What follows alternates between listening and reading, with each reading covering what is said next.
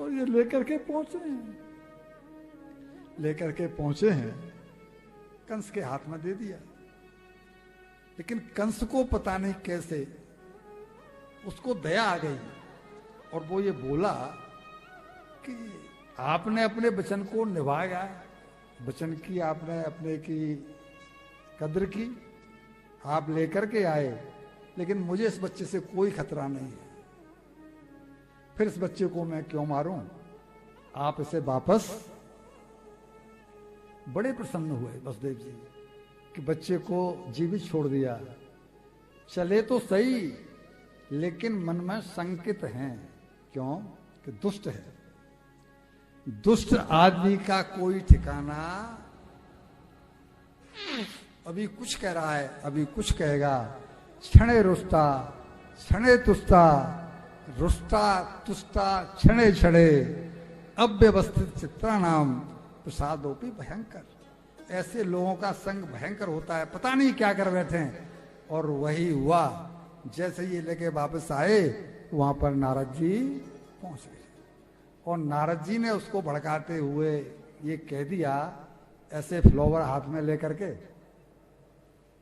कि तुमने ये क्या किया, कमल का फूल लेकर के तुमने इसको क्यों छोड़ दिया? बोला मुझे तो उससे कोई खतरा था नहीं, अष्टम गर्भ से है।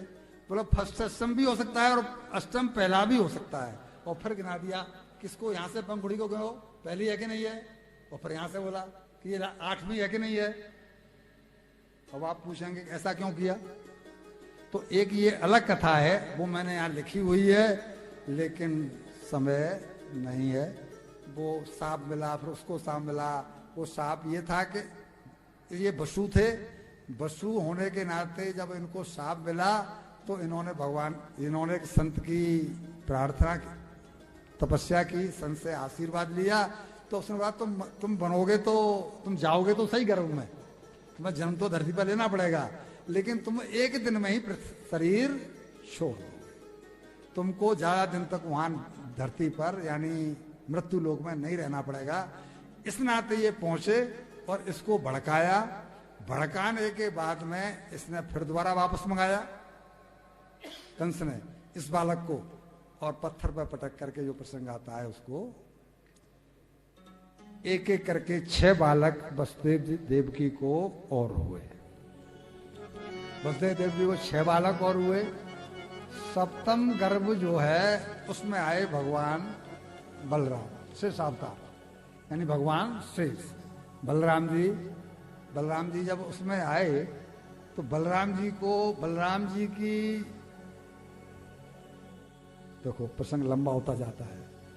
वसुदेव की एक पत्नी जो रोहिणी है वो गोकुल में है, नंद बाबा के पास रह रही हैं। वो भागवत में नहीं लिखा कि उसका क्या कारण है, वो वहां पर क्यों भेजी गई, लेकिन रोहिणी जी वहां पर है। अब जब अब इसमें भी है कि ये पहले क्यों भेजा भगवान ने, इनको बड़ा भाई स्वीकार क्यों किया, तो फिर कथा में हम पहुंचेंगे। राम कथा में जब ये लक्ष्मण थे तो भगवान राम से छोटे थे, लक्ष्मण यही तो थे, भगवान राम से छोटे थे। तो जब कभी भी इनको क्रोध आता था तो भगवान राम तू चुप रह ना भाई, तो हम कर रहे हैं ना भाई, तू शांत रह ना भाई। लक्ष्मण जी को कभी खुल के खेलने और फिर इनको आशीर्वाद दिया था कि अब मैं तेरे को बड़ा भाई बनाऊंगा कृष्ण अवतार में, तब तक तू चुप रह ना भाई, तू अपनी हसरत पूरी कर लेना ना भाई। तो इसलिए 7म गर्भ में आए बलराम, और यहां पर भगवान ने योग माया को बुलाया। योग माया मीन्स देवी, ये सारी देवियां योग माया ही हैं। कात्यायनी देवी का नाम उन 9 दुर्गाओं में देवी का आता है कि नहीं आता? वृंदावन में जो कात्यायनी देवी है उनका नाम आता है ना, तो वही तो योग माया है, कात्यायनी देवी वो योग माया। तो योग माया को बुलाया और उनसे कहा कि तुम इस गर्भ को निकाल करके रोहिणी के गर्भ में मैं पहुंचा दो। उन्होंने आज्ञा का पालन किया। यहां खबर ये पहुंच गई कि इनका एबॉर्शन हो गया, मीन्स खंडित हो गया गर्भ 7म। यहां खबर यही फैली और बलराम जी वहां पहुंच गए। जब अष्टम गर्भ का नंबर आया, भगवान कृष्ण स्वयं आए।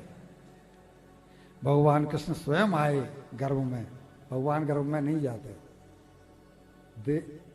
माता देवकी को ये आभास है कि मैं गर्भवती हूं, लेकिन जब भगवान निकले हैं तो उनके शरीर से केवल वायु निकली है, भगवान गर्भ में नहीं जाते।